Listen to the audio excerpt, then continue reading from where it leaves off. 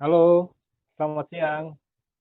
Kembali lagi di Omori TV. Kali ini kita akan membahas tentang meditasi cinta kasih bersama dengan Dr. Budi. Ya, acara ini diselenggarakan oleh Swedish Medical Clinic, Dasen Teknologi, dan Omori TV. Oke, ya kita sambut Pak Budi, Dr. Budi Manjaya Putra. Ya, Ya, selamat halo. siang Pak Budi. Ya, selamat siang, Justin. Oke, kali ini kita akan membahas apa Pak? Mengenai praktek meditasi ya. Jadi sebelumnya saya berikan juga sedikit teori meditasi, kemudian nanti akan saya tuntun untuk praktek meditasi cinta kasih. Oke. Iya. Ya untuk penonton yang bagi kalian merasa ada gangguan jiwa atau mental gitu ya, merasa galau segala macam, sebaiknya kita simak deh pembahasan Dokter Budi ini ya. Oke. Pak Budi silakan, mungkin ada yang mau disampaikan tentang meditasi cinta kasih ini seperti apa sih kayak gitu. Oke. Silakan Pak Budi. Oke, jadi saya langsung memberikan uraian teori ya. Oke, ya silakan. Oke. Sebentar, saya siapkan. Ya, oke. Selamat ketemu lagi dengan saya, Budi Manjaya Putra, psikiatris dari Swedish Medical Clinic. Salam sehat mental. Ya, seperti janji saya minggu lalu, saya akan bahas mengenai meditasi cinta kasih ya. Ya, maaf sebentar ya, saya lepas ini dulu, agak sedikit bermasalah. Oke, teman-teman semua ya. Jadi seperti janji saya di minggu lalu ya, saya ingin memberikan praktek mengenai meditasi cinta kasih yang minggu lalu tidak sempat ya kita lakukan ya, karena tanpa sadar ya saya bicara terlalu panjang sehingga akhirnya ini waktunya tidak cukup ya. Kali ini saya akan membahas masalah meditasi cinta kasih ya.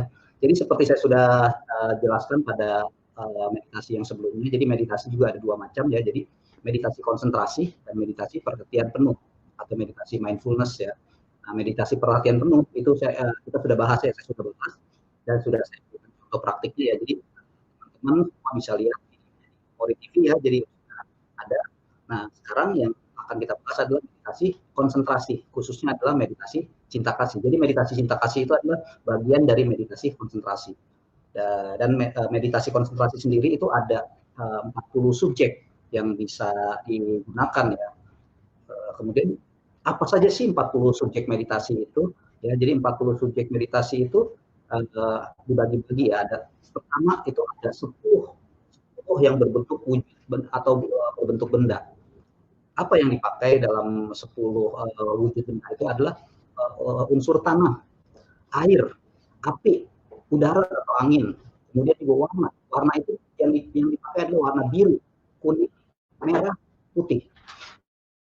Kemudian selain itu juga kita bisa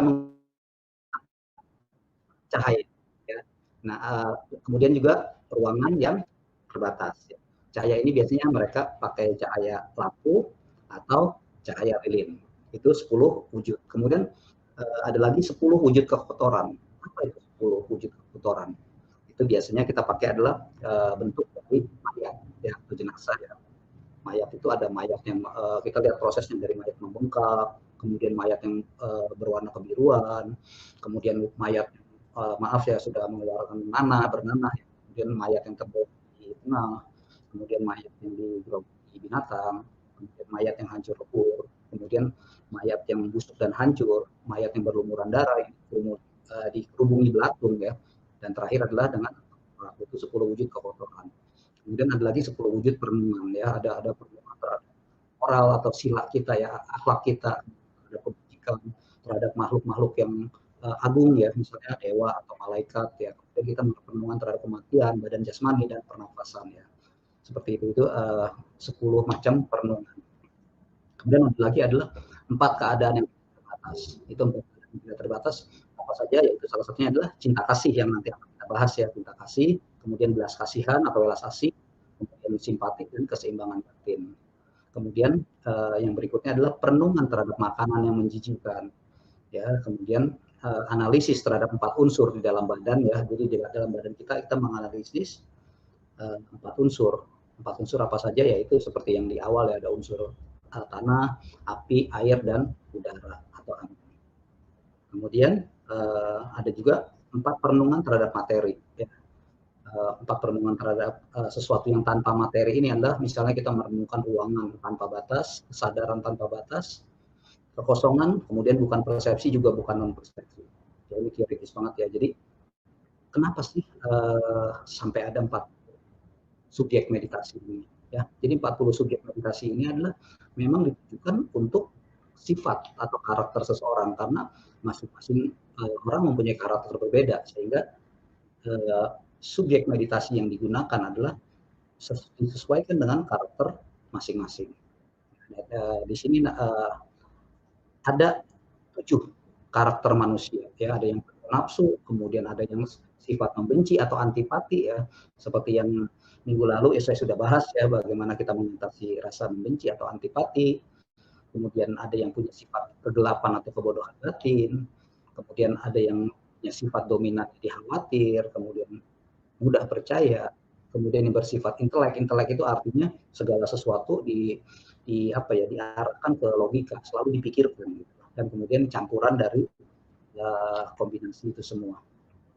Nah, untuk orang yang sifatnya penuh dengan nafsu, ya penuh dengan dalam tanda kutip ya keserakahan. Ini biasanya kita gunakan objek meditasinya atau subjek meditasinya adalah 10 kekotoran ya.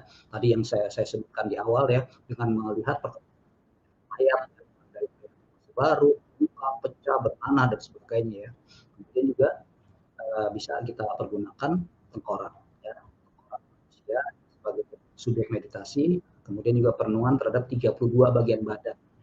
Tidak indah, misalnya apa ya, rambut, kuku, kemudian kulit, paru dan sebagainya ya, semua itu ada 32 bagian tubuh. Ya di sini saya tidak uraikan secara detail ya.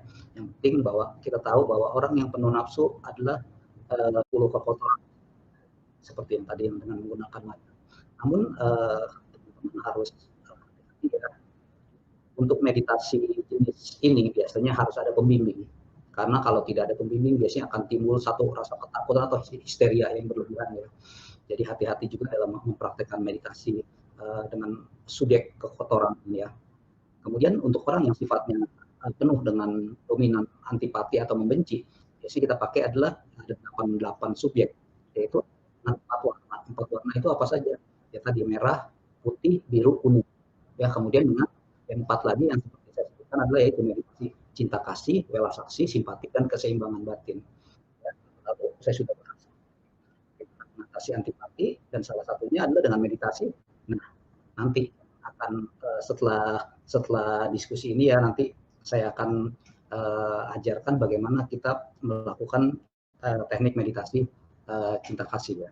Kemudian orang yang sifatnya penuh dengan kegelapan atau kebodohan batin adalah dengan mengamati keluar masuknya nafas, baik keluar masuk nafas di sekitar mulut, di sekitar hidung ya, ataupun keluar masuk nafas di sekitar perut.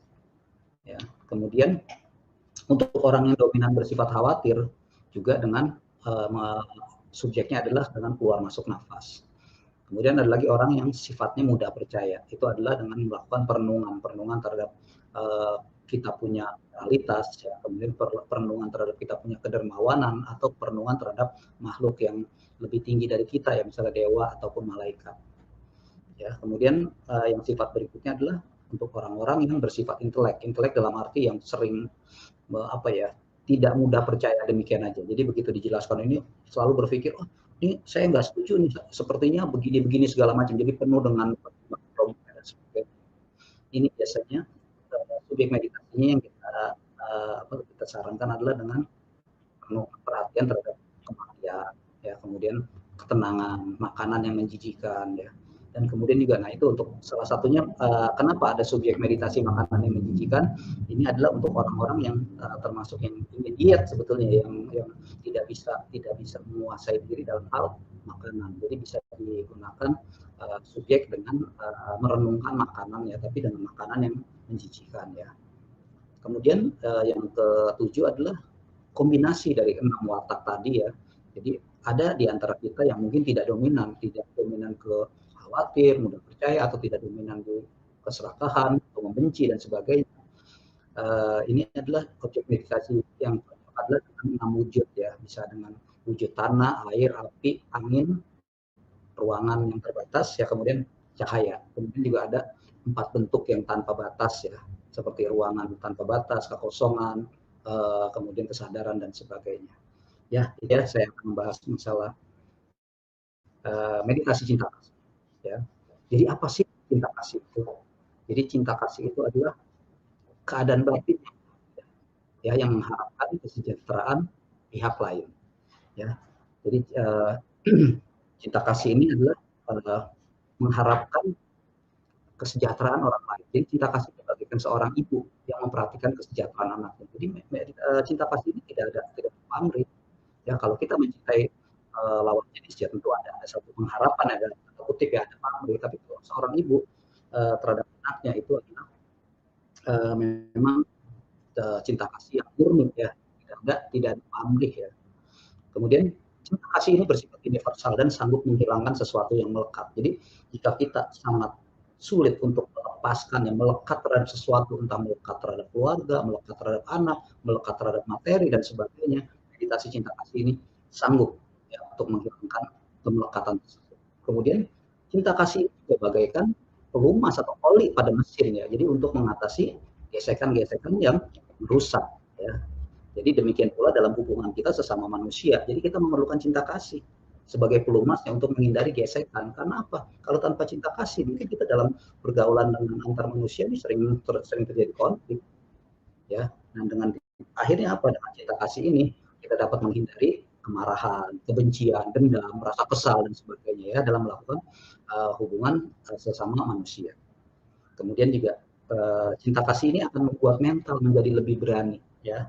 Kita tidak takut ya, tidak takut dalam arti takut apa ya, kita semacam satu khawatiran ya. Kemudian membuat mental kita juga menjadi lembut, bahagia, ringan dan terkonsentrasi ya. Jadi banyak sekali orang yang menggunakan meditasi cinta kasih ini adalah sebagai awal, karena dianggap apa, dengan meditasi cinta kasih ini meditasi dengan subjeknya nafas ya, ini akan menjadi lebih fokus, lebih cepat terkonsentrasi. Makanya banyak para meditator atau yang kita sebut yogi ya, orang yang melakukan meditasi ini, meditator atau yogi ini, biasanya tuh mereka sebelum melatih meditasi yang lain, mengamati nafas, ada yang menggunakan meditasi cinta kasih ini sebagai awal. Kenapa?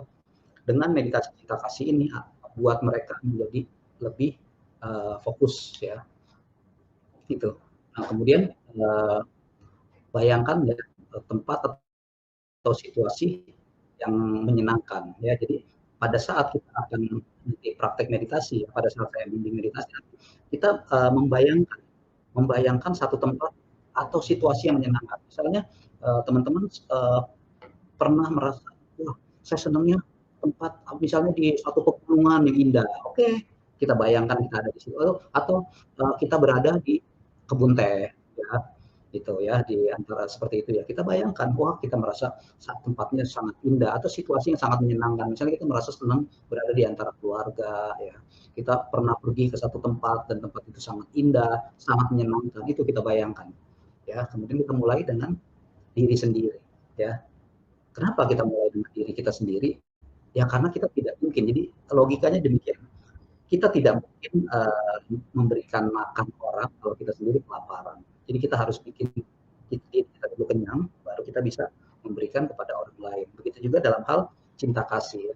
Cinta kasih kita belum mampu mengirimkan pikiran cinta kasih dan damai kita buat orang praktek meditasi ya. Kita mengucapkan dari dalam diri ya, semoga saya bahagia. Tadi saya katakan yang mulai dari diri sendiri ya. Jadi nanti juga di dalam praktek meditasi nanti juga akan ditayangkan ya dalam bentuk teks ya. Jadi ucapkan kita di dalam hati ya. Semoga saya berbahagia, bebas dari kebencian dan permusuhan, bebas dari penderitaan fisik dan mental. Semoga saya dapat menjaga diri saya dengan bahagia. Ya, itu diucapkan perlahan-lahan dan diucapkan berkali-kali. Ya, karena ini waktu 15 menit ya, mungkin kita bisa mengucapkannya beberapa kali ya, karena ada pendapat katanya dalam satu meditasi kita coba ucapkan minimal 10 kali. Oke, kemudian saat itu bayangkan kita sungguh-sungguh damai dan bahagia, ya, sungguh-sungguh damai bahagia ya. Nah, kalau kita sudah mahir, kita betul-betul sudah merasa kita bisa bahagia, baru kita bisa menyalurkan cinta kasih kepada pihak lain, ya. Kita berharap misalnya semoga orang tua saya berbahagia, bebas dari kebencian dan sebagainya dan seterusnya ya, gitu ya. Tapi pada saat awal ya, diarahkan pada orang yang kita sayangi. Kenapa? Karena kalau timbul sesuatu terhadap orang tersebut, kita akan timbul kesedihan. Juga jangan pada orang yang dibenci, karena pada saat awal kita belum mahir. Kalau kita mengharapkan dia bahagia, biasanya timbulnya marah, dendam dan sebagainya. Hindari juga lawan jenis. Kalau kita mengharapkan lawan jenis kita bahagia, apalagi yang kita sukai ya, nanti dikhawatirkan apa? Timbul nafsu. Jangan ya. Kemudian juga hindari orang yang telah meninggal. Ya. Gitu. Kemudian apa sih manfaat meditasi cinta kasih? Ya. Manfaat meditasi cinta kasih adalah pertama, kalau kita sudah sering melakukan meditasi cinta kasih, kita akan mudah tidur. Dalam arti tidur ini tidak akan mimpi buruk. Ya, selain tidurnya pada saat bangun juga kita merasa segar, merasa sehat. Ya. Kemudian yang ketiga apa? Tidak mimpi buruk. Ya, tidak mimpi buruk. Ya. Kemudian selain itu apalagi yang keempat? Manfaat meditasi cinta kasih adalah kita disukai manusia. Ya, seperti saya jelaskan dalam hubungan kita antar manusia, cinta kasih ini bagaikan lumas ya, bagaikan poli ya. Dengan kita ada cinta kasih ini, sehingga apa? Kita dalam pergaulan itu disukai manusia. Kemudian selain disukai manusia apa? Disukai makhluk itu manusia. Ya, misalnya makhluk halus ya, atau jin ya, setan dan sebagainya tidak akan menyakiti kita ya, karena kita juga disukai oleh mereka. Kemudian kita dilindungi oleh dewa atau dilindungi oleh malaikat. Ya, ini manfaat dari meditasi cinta kasih. Kemudian yang berikutnya adalah tidak, kalau kita sudah ekspor ya, sudah ahli ya, tidak dapat dilukai oleh api, racun dan senjata. Ya, ini secara teoritis seperti ini ya, tapi ini orang yang betul-betul cinta kasih sudah betul-betul sudah memancar luas ya. Kemudian apa? Pikirannya mudah terkonsentrasi. Ini yang tadi saya katakan. Banyak orang menggunakan meditasi cinta kasih sebagai gerbang awal untuk meditasi yang selanjutnya, karena apa? Pikirannya menjadi mudah terkonsentrasi. Dan ini juga akan sangat bermanfaat buat para pelajar ataupun karyawan. Pelajar buat apa ya? Buat pada saat dia menempuh pendidikan ya. Kemudian kalau karyawan sehingga dia fokus pada tugas-tugasnya. Karena dengan meditasi, cinta kasih ini pikirannya menjadi mudah terkonsentrasi. Kemudian apa? Mimik wajah ya. Kalau secara psikiatri afeknya, wajahnya tenang. Kita lihat segar, tenang. Kemudian selain itu apa? Kalaupun meninggal itu adalah meninggal dengan tenang, jadi tanpa kebingungan apa ya, nanti masih ada kemelekatan, kemudian masih ada khawatir dan sebagainya, jadi meninggal dengan tenang. Dan kemudian kalau di dalam agama lain ya, dia lahir lagi di alam ya, alam Brahma ya, alam di atasnya para dewa ya, gitu, atau ya dilahir di alam bahagia ya. Jadi kira-kira itulah ya meditasi cinta kasih. Kemudian fungsi-fungsinya ya, saya kembalikan ke kita, Bapak Justin, silakan. Oh iya, silakan. Terima kasih Pak Budi penjelasannya. Hari ini kita kedatangan tamu juga sih, tamu psikolog gitu. Ya kita sambut aja Mas Ernest. Silakan Mas Ernest. Hai. Halo. Halo Mas Ernest. Perkenalkan Mas Ernest. Justin. Ya. Oleh. Ketemu lagi. Ya. Selamat siang. Sebelumnya saya mau mengucapkan selamat menunaikan ibadah puasa bagi rekan yang menjalankan. Lalu kemudian perkenalkan, nama saya Ernest. Nama lengkap saya Ernest Christian Murizio. Saya berprofesi sebagai psikolog. Dan kemudian tadi saya juga sudah sempat dengar untuk yang Dokter Budiman penjelasannya seperti itu. Ya, memang selaras dengan yang Dokter Budiman jelaskan, beberapa ada pernyataan-pernyataan yang sesuai dengan teori seperti itu, dan kemudian di psikologi pun juga demikian. Jadi topik hari ini kan untuk meditasi cinta kasih, bagaimana cara untuk mengatasi kemarahan dan manajemen stres pada masa pandemik dengan meditasi cinta kasih seperti itu. Lalu Iya. kalau dari saya mungkin lebih ini kali ya, kita diskusi ya ke depannya. Oke, ya silakan aja, Mas. Jadi gini, kalau kemarahan itu Nah, mungkin yang kalau apa ya untuk saat ini mungkin jadi tidak Justin diterima dulu. oleh Saya mau orang dalam istirahat satu sebentar untuk kondisi. mempersiapkan diri nanti dalam praktek meditasi. Bagaimana nih Pak Justin? Bentar Mas Enes, Pak Budi pengen ngomong sebentar. Boleh, Oke. silakan dokter.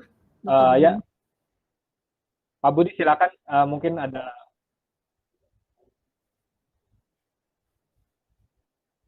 Oke ya silakan.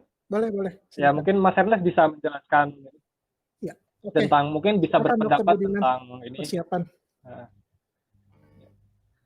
Ya Mas Ernest mungkin bisa ini apa?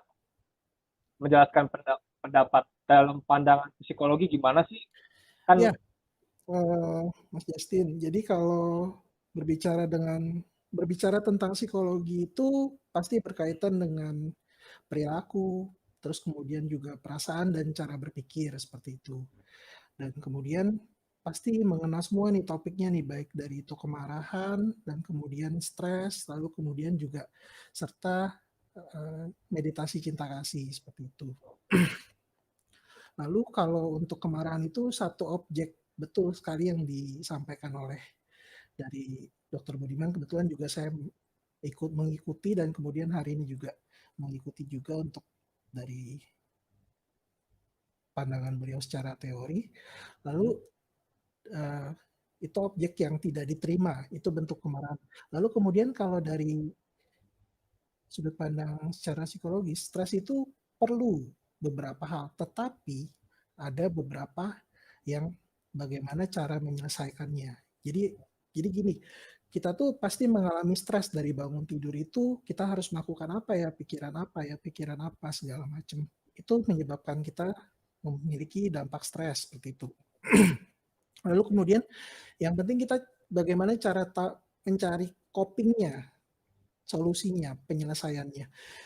Contohnya misalnya kalau misalnya anak belajar untuk menghadapi ujian, pastikan dia juga mengalami stres tersendiri, tetapi itu ada waktunya. Ketika pada saat sudah dia selesai ujian, ya sudah, stres itu hilang seperti itu. Kurang lebih seperti itu contohnya. Lalu kemudian terkait dengan meditasi cinta kasih yang saya mau tambahkan, itu juga melatih baik itu dari perilaku, kemudian juga dari melatih cara berpikir, lalu kemudian juga melatih secara bentuk perasaan seperti itu. Memang betul sekali dari itu mengubah, dan bentuk kebiasaan itu selalu kita ubah. Contohnya saja di masa pandemi ini pasti kan ada perubahan dari semacam aktivitas kita diubah, lalu kemudian dari itu kita usahakan untuk membuat satu aktivitas.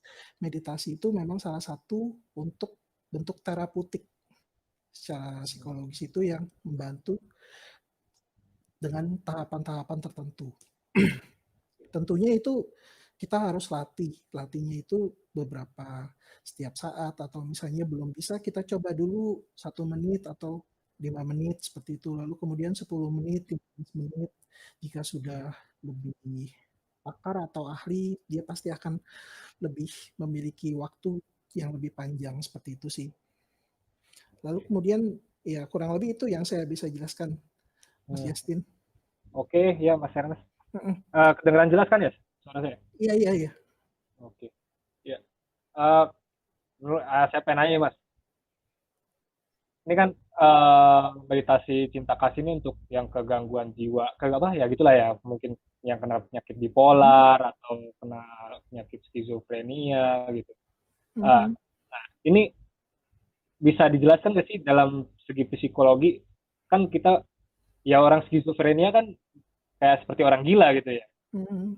Apakah dengan meditasi psikologi ini bisa menyadarkan orang itu gitu, Oke, dalam segi psikologi? kalau pertanyaannya seperti itu, untuk penderita untuk gangguan secara psikologis yang lebih berat, saya rasa perlu pendampingan seperti itu.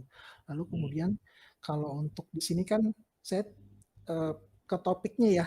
Hari ini kan Oke, kita ya. bahasnya untuk kemarahan, lalu kemudian stres seperti itu.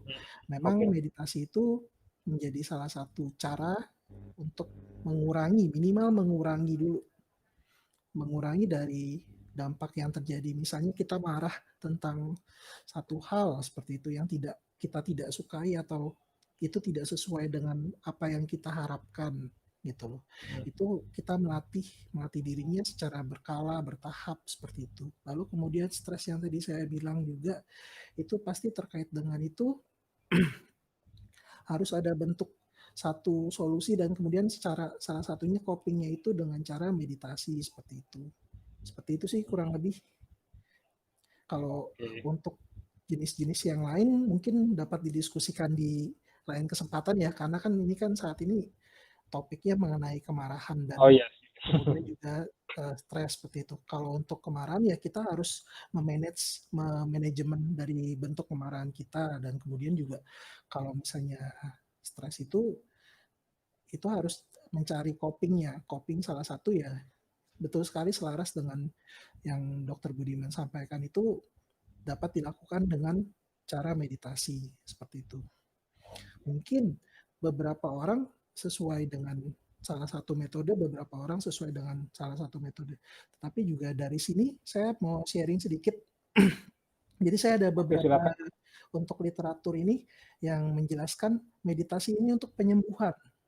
Jadi dia ada mengalami bentuk kemarahan dan itu menyebabkan dari uring-uringan segala macam itu jadi itu yang dapat berkurang minimal seperti itu dikurangi secara intensitasnya seperti itu sih Mas.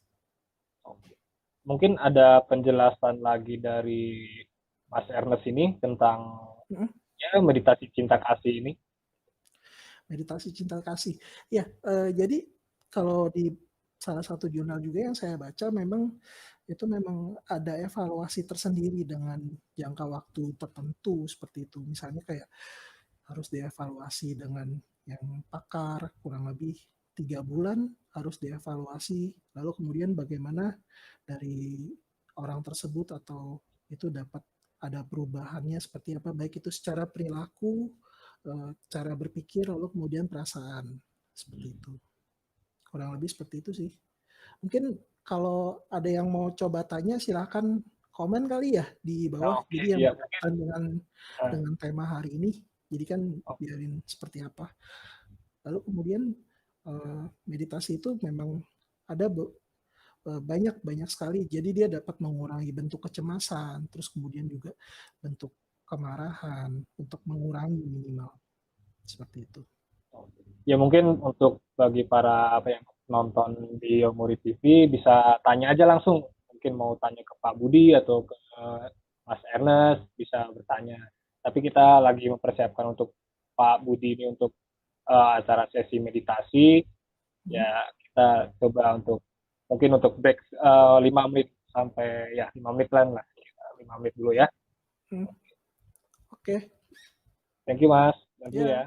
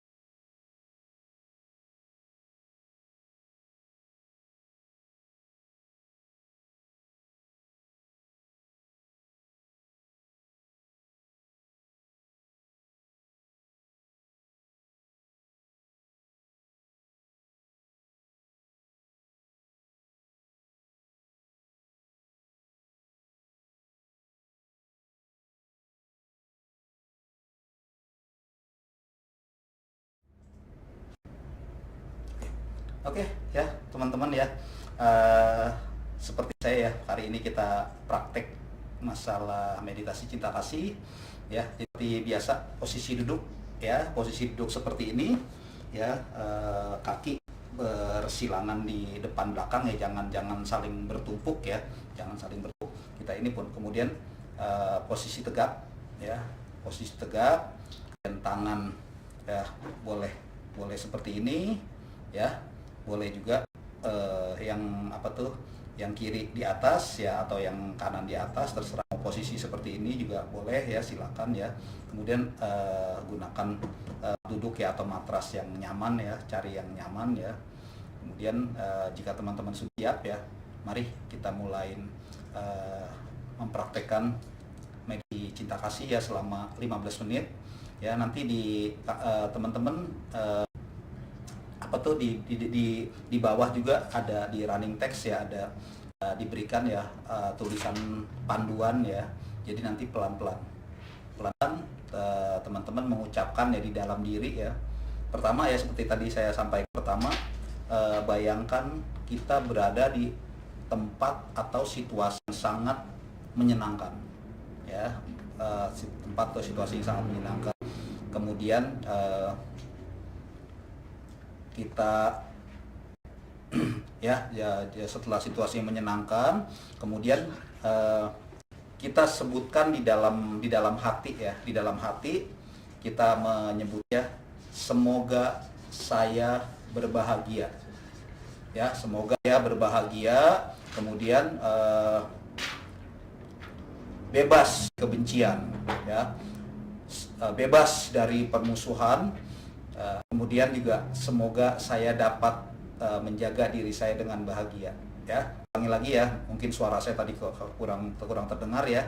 Jadi nanti pelan-pelan diucapkan dalam hati ya, semoga saya berbahagia, bebas dari kebencian dan permusuhan, bebas ya, seperti itu ya. Nanti di running text juga ada bimbingannya ya. Jika teman-teman sudah siap ya, kita akan meditasi selama 15 menit. Kita pelan-pelan ya, kita meditasi. Nanti setelah meditasi kita akan mulai, kita diskusi lagi ya, nanti bersama dengan Pak Ernest ya. Oke teman-teman, mari kita mulai praktek meditasi cinta kasih selama 15 menit. Oke, meditasi dimulai.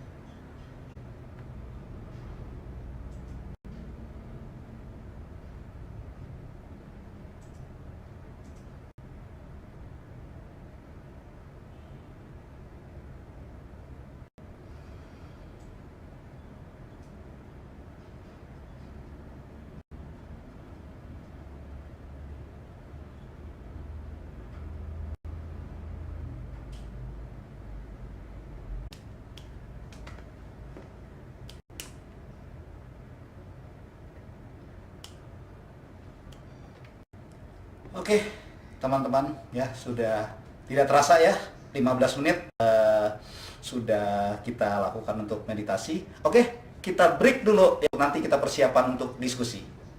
Oke, ya. Sampai ketemu lagi dalam beberapa saat ya.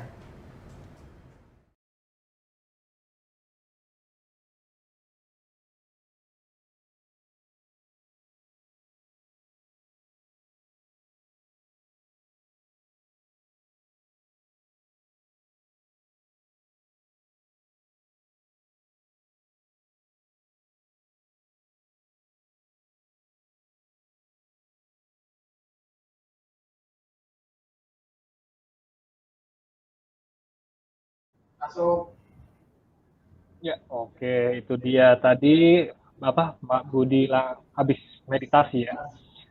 Halo Pak Budi. Halo. Halo Mas Ernest. Halo. Nah, ini kita pengen ngebahas ini nih apa? Mengatasi kemarahan dan ya inilah gangguan kejiwaan ya. Ya, Oke. itu. Ya mungkin bisa disampaikan oleh Pak Budi atau Mas Ernest untuk berdiskusi tentang hal ini dalam pandangannya masing-masing lah. Oke. Siapa dulu nih? Oke ya. Kalau Mas atau Oli ya dalam orang yang ingin melakukan meditasi pernafasan, misalnya mereka ingin melakukan meditasi pernafasan selama 1 jam. 15 menit mereka gunakan untuk meditasi cinta kasih.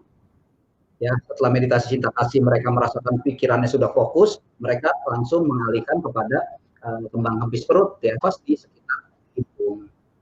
Ya, tuh jadi sama seperti yang saya katakan dari beberapa video sebelumnya, terapi psikiatri ini adalah bagaikan kita kurung di dalam satu ruangan, kita tidak punya kuncinya, kita tidak tahu pintunya. Ya. Saya memberikan kuncinya, saya menunjukkan pintunya. Tapi kalau teman-teman semua hanya memegang kunci sambil melihat ke pintu, tidak akan pernah bisa keluar. Jadi harus ada upaya aktif, ya. Jadi teman-teman harus mulai latih meditasi cinta kasih, dan tanpa sadar nanti kalian akan merasa kok tiba-tiba sifat saya menjadi lebih lembut. Kalau untuk teori mungkin sudah sangat mendalam Dr. Budiman tadi menjelaskan seperti itu. Lalu kemudian betul sekali kalau pandangan secara psikologis itu memang yang dilatih itu dari perilaku, cara berpikir, dan kemudian perasaan. Meditasi ini salah satu untuk melatih ketiga hal tersebut di kita. Kita mau merubah satu pola tertentu, dan kemudian seperti yang tadi sebelum saya untuk diskusi ini bertiga nih, tadi saya sempat jelaskan kalau misalnya bicara psikologi, bagaimana cara merubah selaras seperti itu. Dan kemudian kan pada masa pandemi ini kan pasti otomatis perubahan dari aktivitas kita itu udah pasti berubah. Dan kemudian kita bisa menggunakan salah satu medianya yaitu meditasi seperti itu. Seperti yang Dr. Budiman tadi sudah sampaikan secara mendalam. Dan kemudian prakteknya betul sekali memang harus dilatih ya dok ya untuk praktek dari keseharian kita. Mungkin bisa yang awam, bisa katakan 5 menit, 10 menit, lalu kemudian bertahap secara berjenjang seperti itu, dan kemudian baru akan terlatih seperti itu. Jadi kita terapeutik di mengacu ke dunia barat pun memang salah satu terapeutik yang dapat dilakukan yaitu dengan cara pendekatan terapi. Dan kemudian memang literatur pun sudah ada beberapa yang menjelaskan secara efektif meditasi ini terkait dengan, ada yang tanya apakah memang ini pertanyaan titipan dari teman saya nih. Oke, silakan Mas. Jadi teman saya bertanya apakah memang dari praktek meditasi ini mengaruh ke salah satu budaya atau salah satu kepercayaan atau agama tertentu seperti itu. Gitu, Dokter Budi gimana Dokter Budi? Bisa mohon arahannya. Oh iya. Jadi kalau kita lihat ya memang pada prakteknya ada tidak ritual keagamaan yang kita pakai. Ya ini tidak ada sama sekali. Jadi memang kadang-kadang orang begitu mendengar kata meditasi langsung menaikkan seolah-olah ini agama Buddha atau agama Hindu. Padahal semua orang sekarang banyak sekali teknik. Dasarnya teknik meditasi yang dipakai. Tapi kita kebiasaan ini terus kita lakukan, akhirnya menjadi sifat, menjadi kepribadian. Nah, kalau menjadi kepribadian sulit sekali dirubah. Nah, harus kita turunkan pelan-pelan. Salah satunya dengan meditasi. Dan seperti yang tadi semua, dan semua agama tuh ini bisa praktekkan karena ini adalah mental kita masing-masing. Dan dalam meditasi cinta kasih boleh saja kita sampaikan dalam arti ini, kita kembali kepada agama kita masing-masing. Ya, misalnya yang beragama Islam bisa menggunakan, nama Kristen juga bisa dengan menggunakan kata-kata dalam Alkitab, ya, atau yang agama Hindu atau yang lain yang Konghucu juga ya bisa menggunakan kata-kata dalam Alkitab. Tapi dalam mental ini 100% adalah aktivitas spiritual yang mental, tidak ada. Ada satu cara pusat perhatian ya dok ya untuk iya, jadi kan yang kita perhatikan adalah mental kita, bukan ritual. Ya. Ya kita kan masing-masing punya agama dan ini kan tidak ada melanggar satu nilai-nilai agama tertentu gitu. Ya. Cuma ya itu kesannya itu seolah-olah dikaitkan seperti itu, sama seperti misalnya mungkin pasien kalau disuruh memilih ke Pak Ernest atau ke saya mungkin lebih memilih ke Pak Ernest. Kenapa? Karena kalau psikiater kesannya apa Pak Ernest? Orang gila ya. Nah, gitu. Jadi ketika kita baca Al-Quran atau Alkitab itu tuh termasuk bagian dari meditasi seperti itu. Betul. Jadi gini, nah makanya jadi kan saya bilang meditasi itu ada dua macam, ada meditasi seperti misalnya kita dalam agama Islam ya, misalnya menyebutkan Allahu Akbar berulang kali atau menyebutkan Subhanallah berulang kali, ya itu pun kita konsentrasi, ya, karena berfokus pada kata-kata tersebut. Atau yang misalnya di agama Kristen ya, aktivitas meditasi itu murni aktivitas agama kita masing-masing. Ya, termasuk itu zikir dan wirid itu adalah meditasi. Ya, mungkin dari Mas Ernest gimana psikolog dalam mengatasi kemarahan itu seperti apa? Kita kan semua punya pola tertentu ini. Jika kita mau keluar dari pola lingkaran, kita katakan umpamakan kita lingkaran seperti itu. Kita mau merubah pola lingkaran ini, kita harus merubah garis tertentu. Dan itu artinya akan merubah dari cara berpikir. Dan lalu kemudian di situ pasti akan mempengaruhi lagi perasaan puas ini pasti jadi akan menambah lagi. Jadi perilakunya ditambah lagi yang tadinya 15 menit untuk bisa melakukan meditasi jadi bisa lebih panjang 20 menit, 25 menit, 30 menit seperti itu. Kurang lebih seperti itu. Jadi kalau untuk kemarahan ini kita harus memanage. Salah satu caranya ya dengan meditasi seperti itu. Betul sekali. Dan kemudian kan biasa kalau itu kan ada dia menolak pertama kali untuk ini kenapa sih kaki kesemutan kayak gini. Nah itu harus coba untuk dilatih dari perasaan yang muncul seperti itu.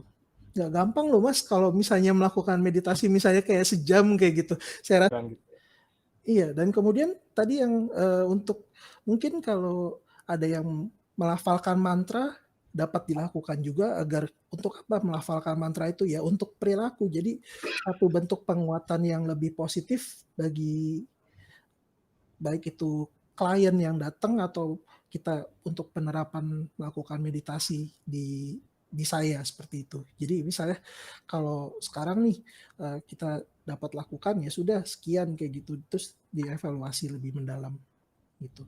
Dan kemudian ada yang meditasi cinta kasih itu pemusatan perhatiannya berarti itu ke bentuk kasih dan kemudian baik itu cinta maupun kasih. Baik itu ke diri sendiri maupun nanti baru disebarkan ke lingkungan sekitarnya seperti itu. Ya, kali ini mungkin ada teman-teman yang ingin bertanya, silahkan tulis dulu aja di kolom deskripsinya. Nanti kita tanggapi setelah saya ngasih contoh aja Mas Ernest sama Pak Budi ya. Kayak gini. Misalkan tetangga saya kena ini nih COVID gitu ya. di lingkungan saya itu otomatis mungkin ada rasa takut dan kemarahan gitu. Itu apakah pola itu normal ataukah itu hal yang harus diperbaiki itu seperti apa gitu? Mungkin bisa dijelaskan oleh Mas Ernest dulu. Jadi kalau dari saya dipastikan dulu pertama apakah memang ada indikasi secara medis seperti itu. Dan kemudian kalau tidak ada berarti harus diketahui dulu apakah memang gejala tersebut bagian apanya dari psikologisnya. Tentu banyak Mas nanti kalau memang seperti itu. Agar lebih tuntas jadi penyelesaiannya kita tahu per individu seperti apa karakteristiknya tertentu pada saat lagi melakukan assessment di saya penilaian seperti itu. Dan kemudian kalau memang terkait dengan kemarahannya atau kemudian dari stresnya seperti itu, kita cari tahu lagi sampai sejauh mana. Bukan berarti satu hal yang negatif, entar dulu. Jadi ada beberapa. Jadi bahagia itu juga salah satu bentuk emosi seperti itu. Dan kemudian kalau memang itu ada kendala tertentu ya baru mungkin akan penanganannya lebih individu seperti itu. Kalau memang cocok untuk meditasi atau misalnya nanti Dokter Budiman buka kelas untuk ini meditasi seperti itu. Bisa kalau memang gejalanya secara psikologis dapat seperti itu atau misalnya menghubungi ke yang lebih memiliki wewenang seperti itu. Kalau menurut pandangan Pak Budi seperti apa Pak? Kan misalkan ya saya ulangi lagi mungkin pertanyaannya ya. Ya. Pak Budi dengar jelas? Ya, jelas. Ya misalkan tetangga saya kena COVID gitu ya, otomatis mereka psikologinya inilah apa sih Pak harus tanganinya kan ya itu kondisi tetangga ini COVID gitu kan. Otomatis pemikirannya juga kacau gitu. Mungkin bagi pandangan psikiatri seperti apa penanganannya untuk hal itu? Ya, jadi gini.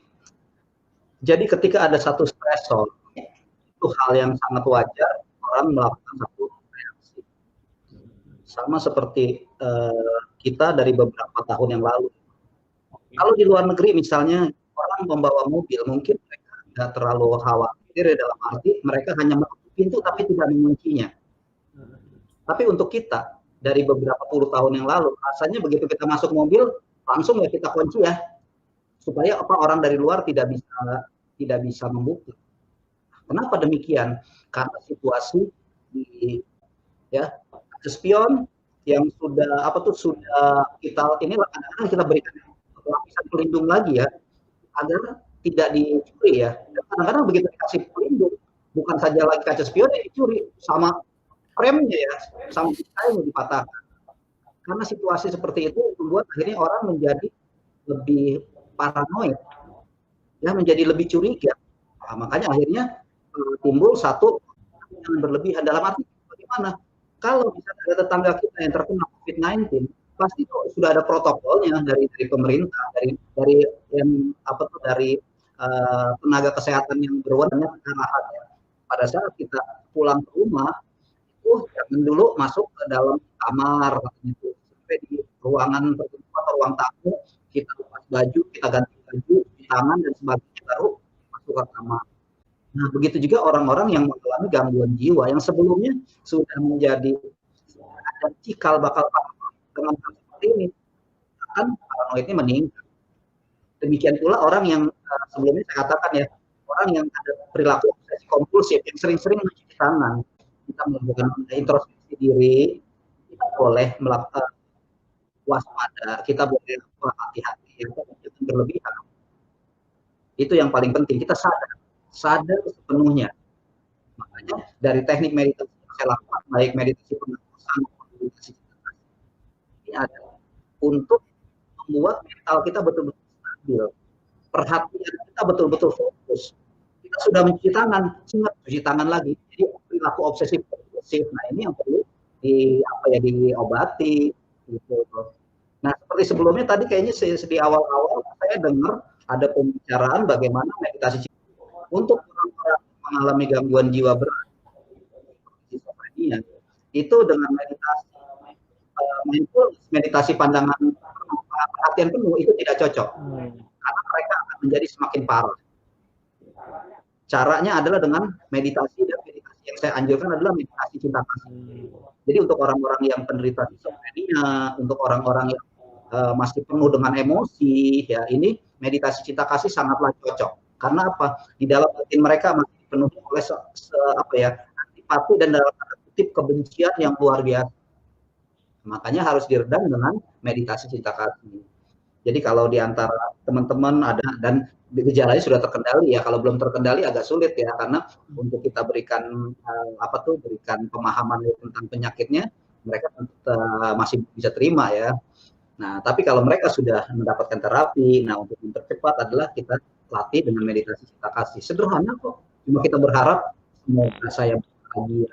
Jadi untuk orang-orang seperti itu, untuk pasien skizofrenia nggak usah mikirin yang lain dulu deh.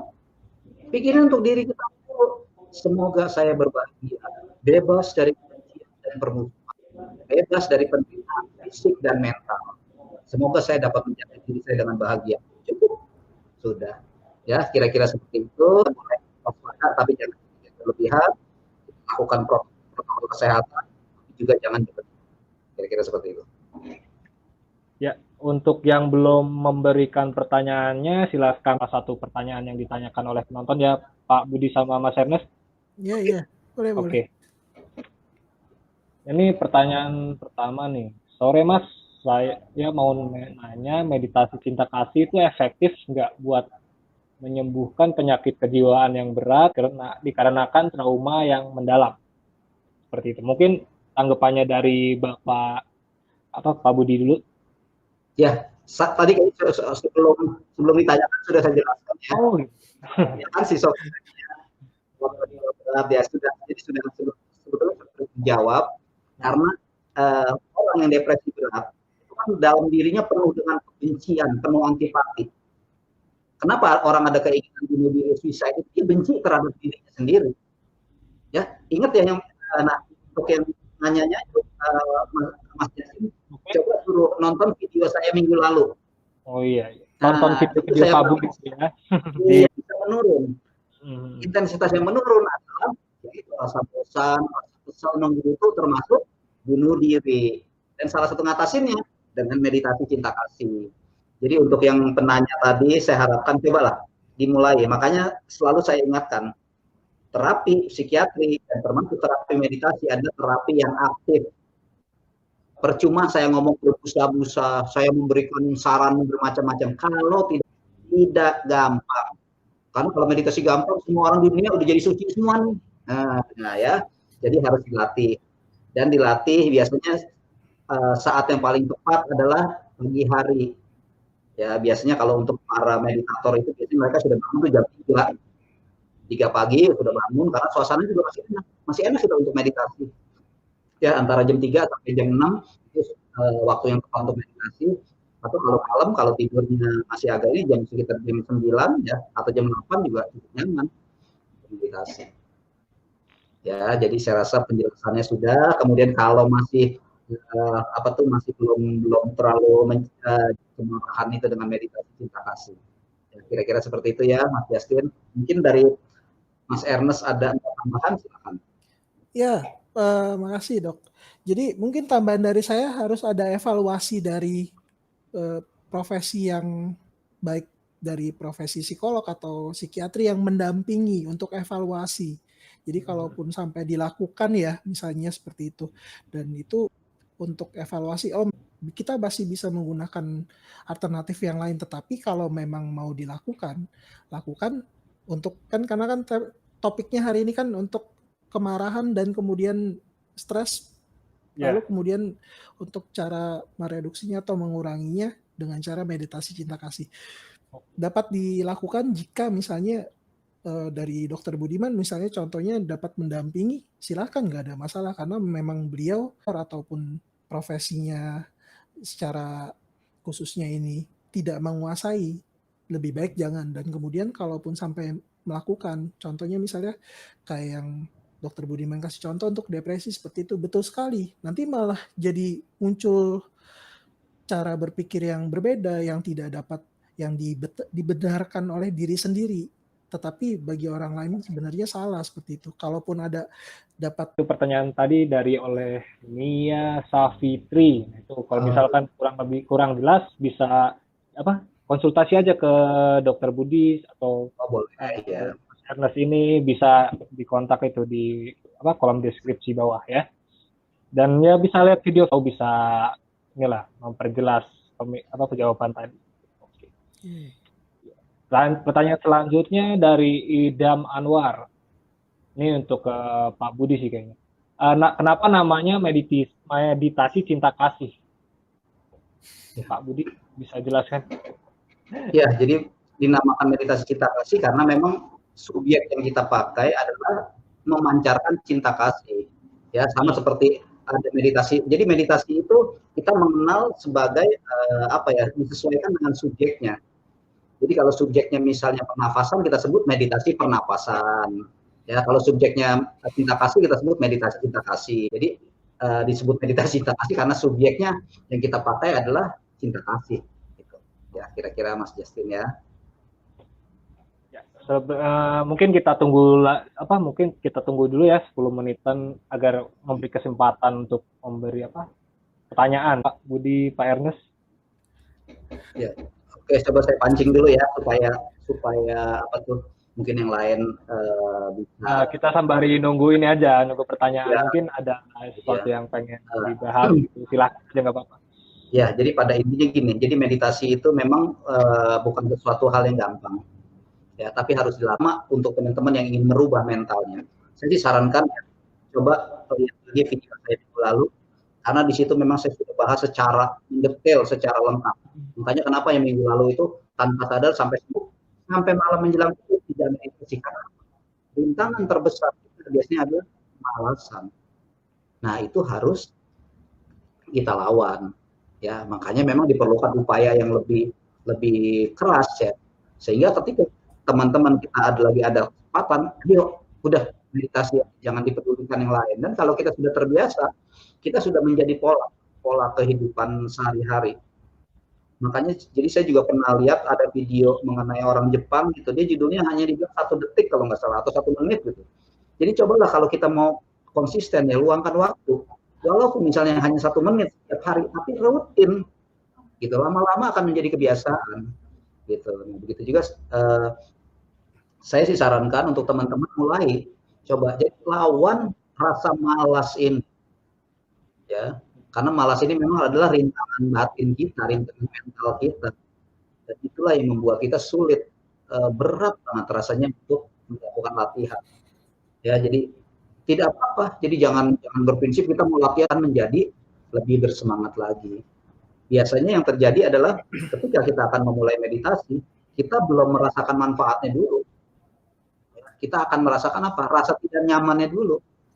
Apalagi kalau teman-teman misalnya melakukan satu yang kita sebut adalah meditasi jangka panjang.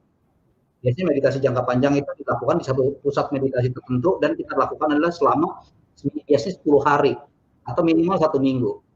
Dan selama 1 minggu atau 10 hari kita full. Terbayang nggak tuh kira-kira teman-teman? Kalau kita hanya seperti itu, mungkin kita merasa ya ampun hidup kita membosankan banget ya dari jam 3 pagi sampai jam 9 malam hanya meditasi aja. Tapi kalau kita sudah terbiasa, kita akan bisa menikmati gitu. Ternyata bahwa hidup kita di dunia nyata ini lebih hingar-bingar dibandingkan kalau kita meditasi. Cuma itu memerlukan satu proses ya. Dan saya sedikit agak tadi saya betulkan sedikit ya. Mas Ernest bilang kamu saya seorang pakar meditasi, bukan ya. Saya bukan pakar meditasi. Saya hanya seorang praktisi meditasi. Saya memang praktik meditasi pernapasan, meditasi cinta terlatih baik melalui sekitar itu maupun perut ya. Tapi saya bukanlah seorang pakar. Saya hanya praktisi yang bisa menyampaikan ya. Jadi kalaupun ada teman-teman yang memang sudah ingin lebih dalam lagi, tentu bukan lagi dengan saya. Itu kira-kira mungkin dari Pak Ernest. Ada yang mau tambahan lainnya, silakan. Oke. Kalau saya lebih diskusi aja, mungkin saya boleh tanya sama Dokter Budiman, Dok? Hah? Jadi boleh, saya yang nanya nih, kayak gitu. Ya, tanya aja nggak apa-apa, Mas. Jadi kan sambil mancing juga nih. Terus mungkin mewakili dari ada penanya juga nih, ada yang nanya ke saya secara pribadi, apakah memang meditasi itu harus berdiam diri saja seperti itu, Dok? Atau boleh sambil seperti apa, Dok? Ya, jadi sebetulnya itu waktu video saya mengenai praktik meditasi. Jadi ada di video saya mengenai praktik meditasi, itu juga saya sudah jelaskan. Dan di situ juga, waktu saya live streaming meditasi itu, apakah meditasi boleh sambil dengarkan lagu, apa segala macam gitu ya. Jadi memang gini, meditasi itu sebetulnya yang namanya meditasi perhatian, meditasi mindfulness, itu sebetulnya meditasi dalam apapun. Ya, jadi ada, kalau nggak salah ada 4. Jadi dalam duduk, jalan, tidur, atau berbaring ya, dan aktivitas sehari-hari. Ini harus penuh perhatian. Dan masalah adalah ketika kita sedang makan, mulut mengunyah, tapi pikiran mengembara kemana-mana. Kita lagi mandi, ya kita tidak menyadari kita lagi mandi, pikiran juga melantur kemana-mana. Ini yang namanya tidak ada perhatian. Gitu. Jadi yang namanya meditasi itu dalam aktivitas itu. Nah, kalau kita mau meditasi duduk, adalah betul-betul duduk dengan cara bersila. Karena dengan meditasi duduk bersila seperti itu, kita akan banyak mendapatkan fenomena batin kita. Rasa sakit, kesemutan, bosan, kesal, dan sebagainya. Dan itu bisa kita mengenali kondisi mental kita. Dan itu nanti kita akan redam. Itu yang akan sangat baik. Begitu juga pada saat berjalan. Itu penuh perhatian semua. Makanya yang terbaik adalah ketika meditasi itu betul-betul kita sadar. Jadi bukan lagi dengan meditasi, ada yang sambil meditasi sambil mendengarkan lagu-lagu yang santai atau dentingan instrumental musik. Itu tidak situasi tidak kondusif. Karena prinsip meditasi adalah kita fokus pada satu subjek. Ya, kita fokus. Misalnya pernapasan atau meditasi cinta kasih. Dan kita tutup semua indera-indera kita. Jangan sampai bocor. Tidak ada lagi bocor penglihatan sudah kita tutup ya. Tidak ada bocor telinga. Gitu loh. Tapi dari waktu yang saya praktik meditasi itu saya sampaikan tidak apa-apa. Kita masih mendengar, kita sadar saya mendengar. Kita catat dalam hati. Nah, berbeda dengan meditasi yang kali ini, meditasi cinta kasih adalah kita fokus pada meditasi cinta kasih. Ketika pikiran kita melantur, misalnya kita dalam hati masih menyebutkan semoga saya berbahagia. Nah, itu kita harus stop pikiran-pikiran yang melantur itu, pikiran yang mengembara itu. Kita kembalikan kepada fokus kita, apa subjek kita, meditasi cinta kasih, kembali. Semoga saya berbahagia. Itu lagi diulang kali.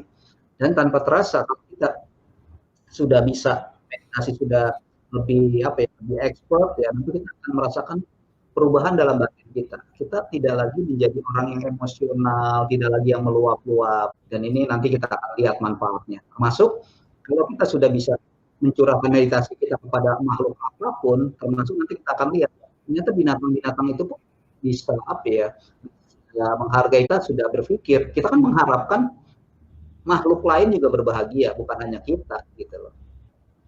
Itu. Jadi tidak mungkin kalau kita menginginkan kebahagiaan tapi dengan menyakiti pihak lain.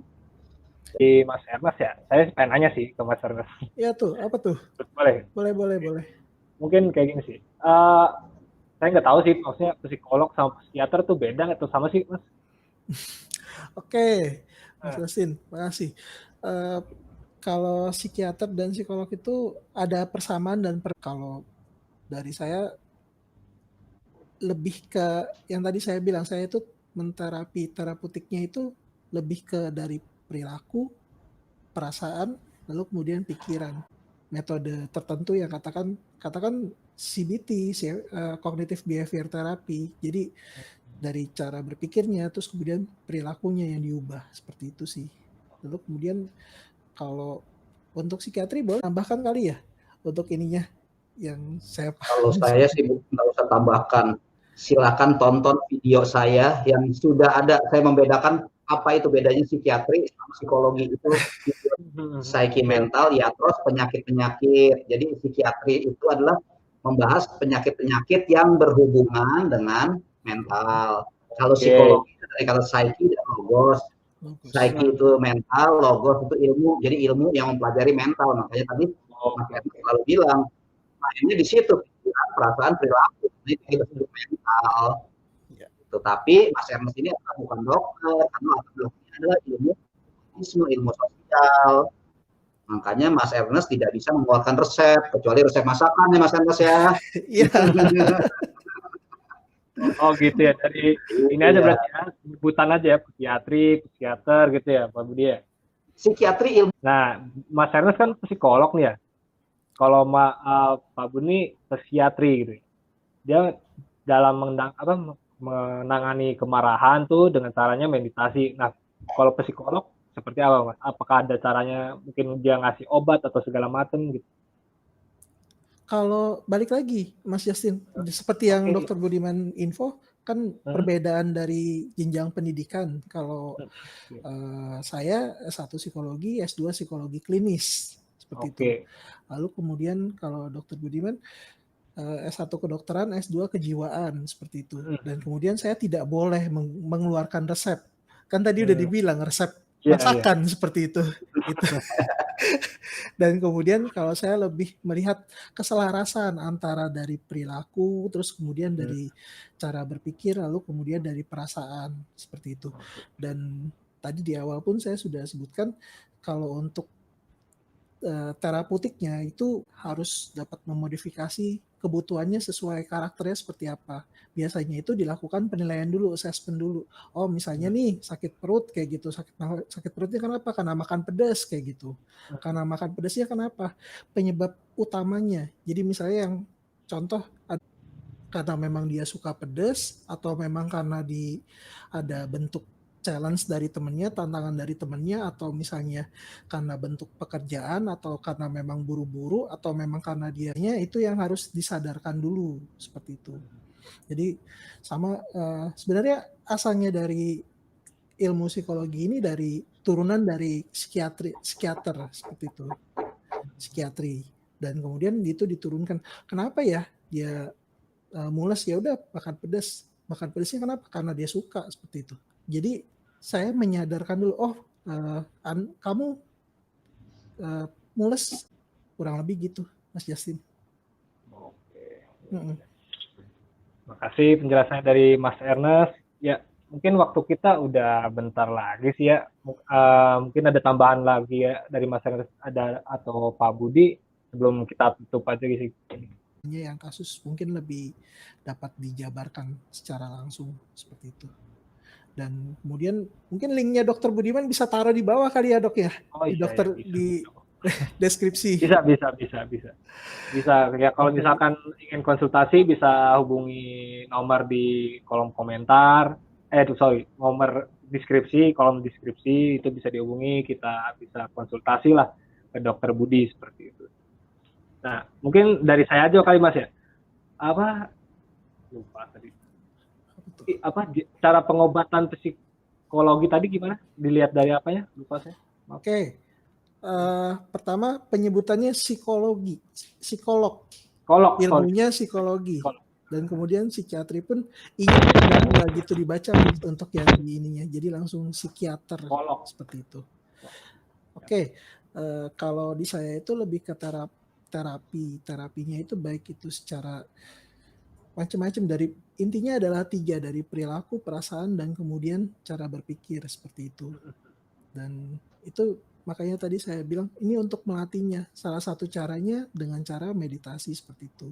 Untuk merenung, katakan bisa untuk coba dilatih dulu. Misalnya kayak yang kesulitan untuk memulai meditasi, ya udah merenung dulu, mungkin nggak ada masalah. Terus kemudian merenung, lalu kemudian pemusatan masalah ini nanti diganti dengan pemusatan solusinya, misalnya seperti itu. Kalau misalnya kenapa ya kehidupan saya malang banget seperti ini, nasib saya, itu selalu berkutat di situ. Nah, dari situ saya coba untuk mengajak dari yang bersangkutan, misalnya yuk coba lihat sudut pandang yang lebih baik, coba lihat kan kehidupan itu tidak serta-merta dari pagi sampai malam. Misalnya usia yang bersangkutan berapa puluh tahun, itu selama 10 tahun misalnya mengalami kemalangan, kan enggak, pasti ada satu bentuk yang menyenangkan dalam hidupnya, seperti itu. Dan itu yang coba ditumbuh kembangkan untuk menjadi membantu dari yang bersangkutan agar proses penyembuhan atau terapinya itu lebih baik. Seperti itu sih. Ya, tolong bisa minta dijelaskan dari Pak Budi dulu. Atau ya. Pak Ya Budi. kalau saya sih pada prinsipnya terserah ya, karena kebanyakan gini, sebetulnya mereka lebih ke arah apa ya, untuk ke psikiatris ini lebih agak sedikit stigma ya. Biasanya mereka ke psikolog dulu, begitu udah nggak bisa kemana-mana, baru ke psikiatris. Apalagi kalau seperti kita ini kan penuh dengan masih budaya tradisional ya, mereka justru ke terapi alternatif. Dalam tanda kutip, makanya saya sering ledekin ya, ke mereka itu, ke orang pinter dulu. Kalau ke orang pintar udah nggak bisa, baru ke orang bodoh gitu.